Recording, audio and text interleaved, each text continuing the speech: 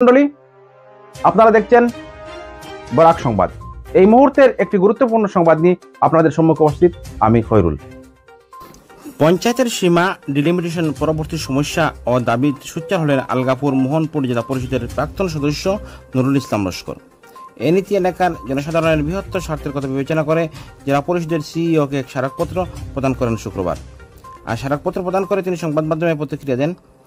আলগাপুর মোহনপুর জেলা পরিষদের নাম পরিবর্তন করে আলগাপুর করা হয়েছে, এ নিয়ে দাবি উত্থাপন করে ঐতিহ্যবাহী মোহনপুর সংযোজন করে পুরনো নাম আলগাপুর মোহন করার দাবিতে সরব হন তিনি। পাশাপাশি দূরবর্তী কিছু জিপি বাদ দিয়ে কাছের জিপি সংযোজন করার জোরালো দাবি জানান। এদিকে জেলা পরিষদের সিইও গুরুত্ব সহকারে স্মারকপত্র গ্রহণ করে বিষয়টি গুরুত্ব বিবেচনা করে পুরো আশাবাদী প্রাক্তন জেলা পরিষদ সদস্য নুরুল ইসলাম লস্কর। দেখুন এই প্রতিবেদন। জ্বলন্ত সমস্যা হচ্ছে ডিলিমিটেশন। আপনারা নিশ্চয়ই জানেন, জেলা প্রশাসনের পক্ষ থেকে যে সমস্ত উচ্চর আপত্তি সেগুলির জন্য সময় দেওয়া হয়েছে। গতকালকে ছিল 19 তারিখ এবং আজকে 20 তারিখ। আমাদের সিও মহোদয়ের কাছে যে যে অঞ্চলের ডিলিমিটেশনের অসুবিধা সেটা প্রকাশ করার জন্য সময় দেওয়া হয়েছে। সেই হিসাবে আমি আলগাপুর মোহনপুরের প্রাক্তন জেলা পরিষদ হিসাবে আমার জেলা পরিষদ সমষ্টির কিছু সমস্যা আজকে মাননীয় সিও মহোদয়ের কাছে আমি প্রেরণ করেছি লিখিতভাবে। কপি মাননীয় জেলা উপায়ুক্ত মহোদয়ের সঙ্গে দিয়েছি। আমার সঙ্গে উপস্থিত আমাদের এআইপিএফ দলের হাইলাকান্দি জেলা কমিটির প্রাক্তন সাধারণ সম্পাদক, তিনিও বর্তমানেও কমিটিতে আসেন, কমিটি চলছে, ওনাকেও আমি সঙ্গে নিয়েছি। আমার প্রথম কথাটা হচ্ছে ডিলিমিটেশন মানে কি। Generally delimitation means the act or process. Delimitation তো একটা কাজ বা একটা পদ্ধতি। By fixing limit, এটা সীমা নির্ধারণ করা or boundary, territorial boundary of the constituency. একটা জেলা পরিষদ হোক, একটা জিপি হোক, একটা এমপি হোক, একটা গ্রুপ মেম্বার হোক, তার যে টেরিটোরিয়াল বাউন্ডারি যেটা, এটা ফিক্সড করার প্রসেস বা প্রক্রিয়া যেটা, this is known as delimitation. আজকে অতি পরিতাপের বিষয়, আমার আলগাপুর মোহনপুর জেলা পরিষদে 7টা জিপি ছিল। উত্তর গাজীপুর, শিবসাংগন, চণ্ডীপুর, আলগাপুর, বাঁশবাড়ি, মোহনপুর এবং ওয়েস্ট মোহনপুর, এই 7টা।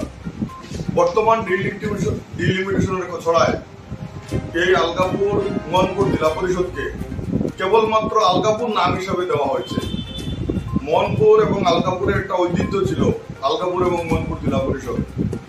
সেই আলগাপুর মোহনপুর জেলা পরিষদ তার নাম মোহনপুর কর্তন করে শুধু আলগাপুর রাখা হয়েছে। 8 নং আলগাপুর দেওয়া হয়েছে ডিলিমিটেশনে। আগে ছিল 25/6 আলগাপুর মোহনপুর, বর্তমানে হয়েছে 8 নং আলগাপুর জেলা পরিষদ। মোহনপুরের একটা ঐতিহ্য, সেখানে আপনারা নিশ্চয়ই জানেন হিস্টোরিক্যাল রনটিলা মোহনপুরে অবস্থিত। সেই সমস্ত ভারতবর্ষের ঐতিহ্য যেখানে বিরাজমান, সেই ঐতিহ্যকে বাদ দেওয়া হয়েছে। সেটার জন্য সমস্ত অঞ্চলবাসী মোহনপুরের দুঃখিত। আমার দাবি আজকে উত্থাপন করেছি যে আলগাপুর জেলা পরিষদের নাম আলগাপুর মোহনপুর যাতে পূর্বে ছিল সেই অবস্থা রাখার জন্য।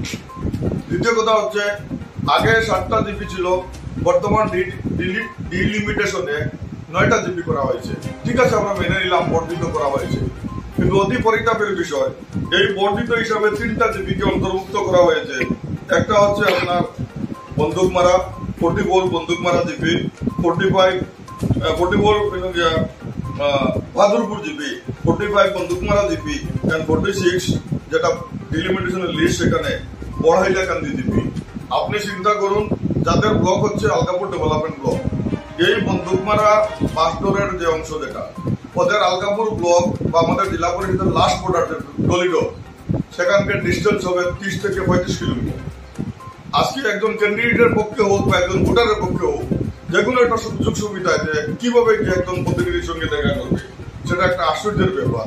আমি মনে করি তারা এই ডিলিমিটেশনটা তৈরি করেছেন, তাদের অনেক দূরভিসন্ধির অভাব এবং আমাদের গভর্নমেন্টের যেটা গাইডলাইন এসওপি যেটা তৈরি করা হয়েছে আসাম গভর্নমেন্টের, সেই এসওপিটা পাবলিশ হয়েছে।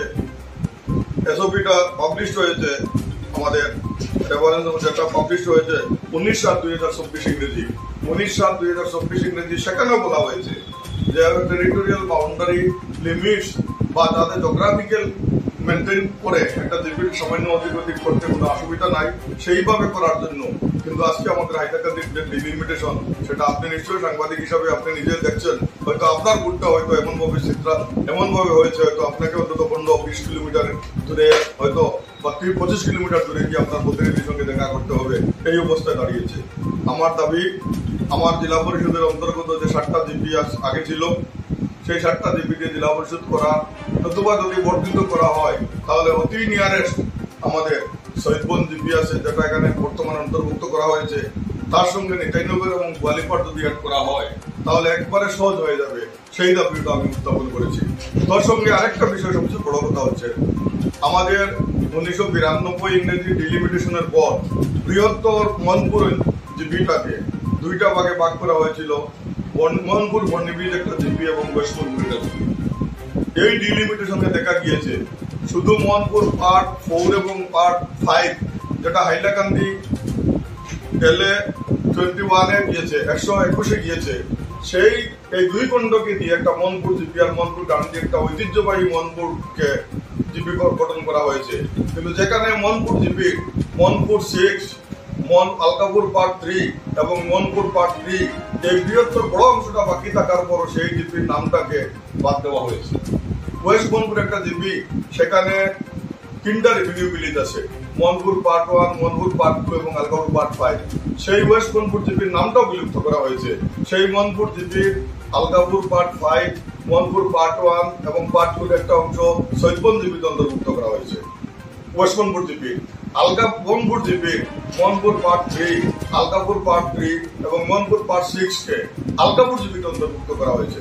সবচেয়ে পরিতাপের বিষয় হচ্ছে আলকাপুর মনপুর পার্ট 6 যেটা, সেখানে মনপুর বাজার, মনপুর সমবায় সমিতি, মনপুর হসপিটাল, মনপুর হেড সেন্টারি। এখন আমার সরকারের কাছে প্রশ্ন, একটা সমবায় সমিতি, আলকাপুরের যে সমবায় সমিতি, মনপুরের সমবায় সমিতি, দুটো একই জিপিতে এখন বর্তমানে বিদ্যমান। যদি এই ডিলিমিটেশন কার্যকরী হয় তাহলে 2 সমবায় সমিতি এক জিপিতে পড়ে যাবে, নম্বর 1।